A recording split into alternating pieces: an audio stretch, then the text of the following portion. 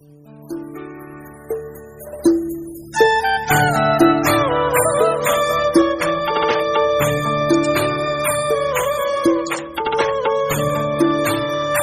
की शांति एक व्यक्ति के जीवन में अत्यंत महत्वपूर्ण है।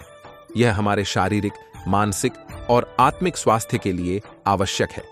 जब हमारा मन शांत रहता है तो हम स्वस्थ, संतुलित और सकारात्मक जीवन जी सकते हैं। मन की शांति का महत्व समझने के लिए हमें पहले इसके शत्रुओं को समझना होगा।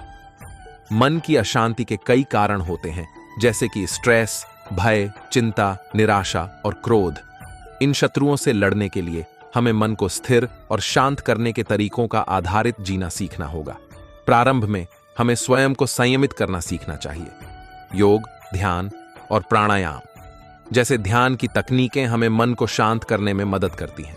इन अभ्यासों के माध्यम से हम अपने मन को नियंत्रित कर सकते हैं और अपने विचारों को स्थिर और प्रशांत बना सकते हैं। दूसरा महत्वपूर्ण कदम है सकारात्मक विचार।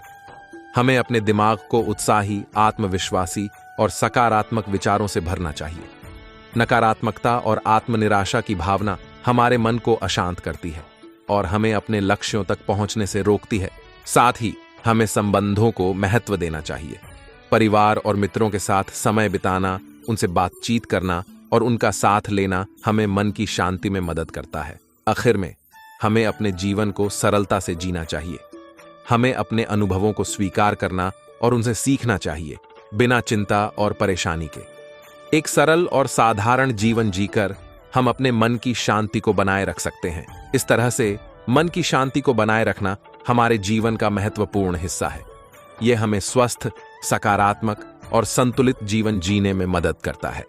इसलिए हमें निरंतर प्रयास करते रहना चाहिए कि हमारा मन हमेशा शांत और स्थिर रहे। दोस्तों, आइए हम एक कहानी के माध्यम से इसे और अच्छे से समझने का प्रयास करते हैं। एक बार एक महात्मा के पास एक राजकुमार आता है और कहता है, महात्मा, आप हमेशा सबसे कहते रहते हैं कि ध्यान करो, ध्यान करो, लेकिन ध्यान करना तो दूर की बात है। मैं तो कुछ समय के लिए आंख बंद करके शांति से बैठ भी नहीं पाता हूं।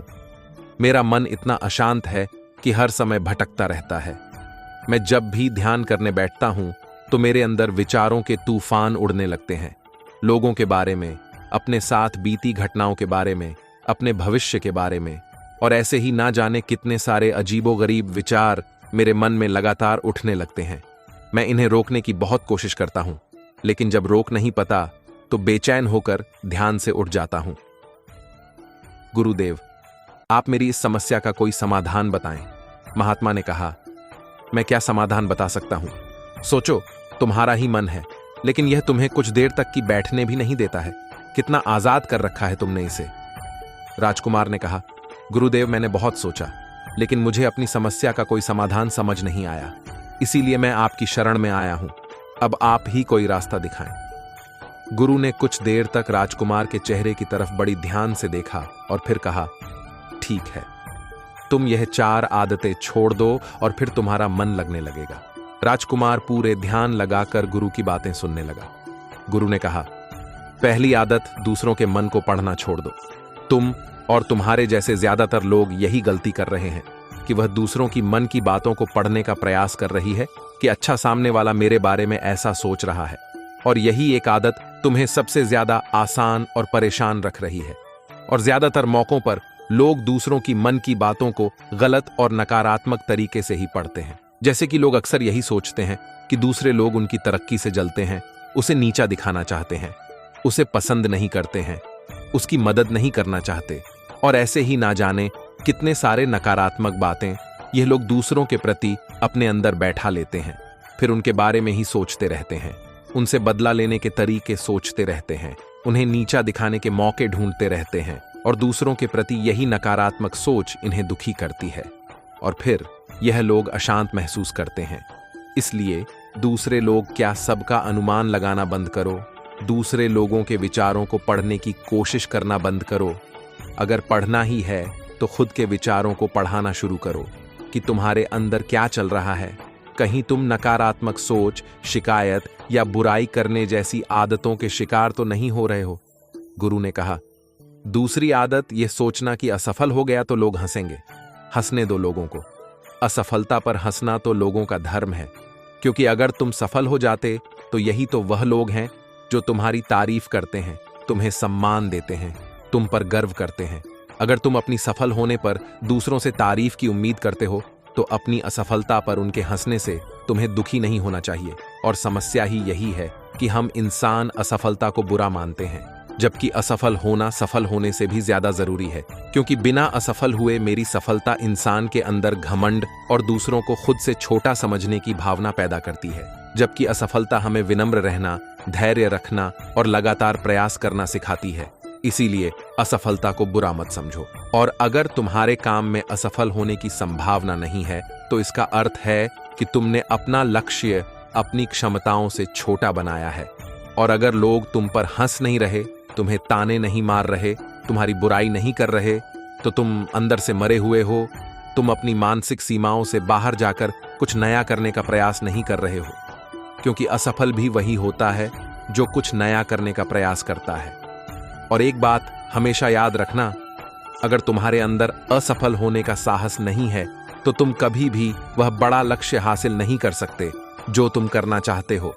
इसीलिए असफल होने और लोगों के हंसने से डरना बंद कर दो। गुरु ने आगे कहा, तीसरी आदत, समय को काटना छोड़ दो। लोगों को लगता है कि वह समय को काट रहे हैं, लेकिन असल में काट रहा है। लोगों के द्वारा समय को व्यर्थ में बर्बाद करने का केवल एक ही कारण है, और वह यह है कि उन्हें लगता है कि उनके पास बहुत समय है, जबकि सच्चाई ये नहीं है। क्योंकि उनसे पहले वाले लोगों को यही लगता था कि उनके पास बहुत समय है, लेकिन उन्हें पता नहीं चल पाया कि कब समय बीत गया और उनका बुलावा आ गया।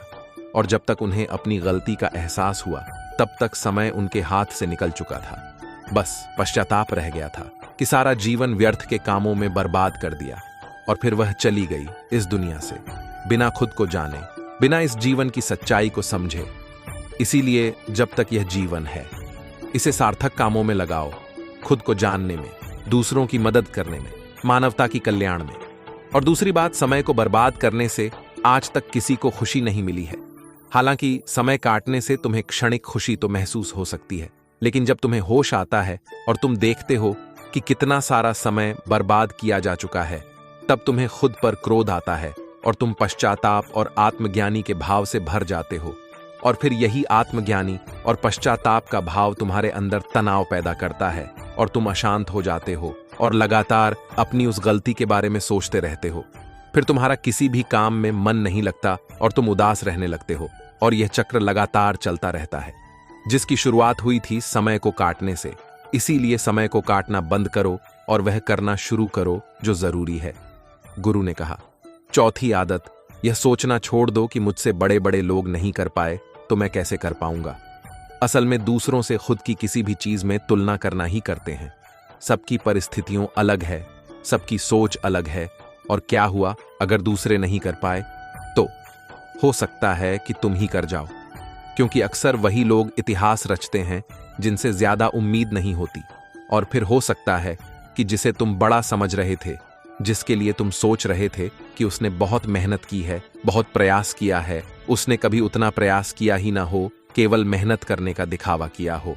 क्योंकि ज्यादातर लोग कभी इतनी मेहनत करते ही नहीं हैं जितनी उन्हें अपने लक्ष्य प्राप्ति के लिए करनी चाहिए, और दूसरे लोगों के सामने यह दिखाने का प्रयास करते रहते हैं कि मैंने तो बहुत मेहनत की थी, लेकिन मेरी किस्मत ही खराब थी। और यही वह लोग हैं जो दूसरों को बातों ही बातों में कहते रहते हैं कि जब इतनी मेहनत करने के बाद मैं सफल नहीं हो पाया तो तुम कैसे हो पाओगे। लेकिन अंदर ही अंदर ये इस बात को जानते हैं कि इन्होंने कभी उतनी कोशिश नहीं की थी जितनी भी करनी चाहिए थी। ये बस दूसरों की नजरों में अपनी इज्जत बचाने के लिए, और इस डर से कि कहानी दूसरा व्यक्ति इनसे आगे न निकल जाए, ये अपने अधूरे प्रयासों की सेंक ही बढ़ते रहते हैं और दूसरों को डराते रहते हैं कि जब मैं नहीं कर पाया तो तुम कैसे कर पाओगे। इसलिए किसी दूसरे असफल व्यक्ति को देखकर यह सोचना छोड़ दो कि तुम भी असफल हो जाओगे। तुम बस अपना सर्वश्रेष्ठ प्रयास करो और बाकी सब समय पर छोड़ दो।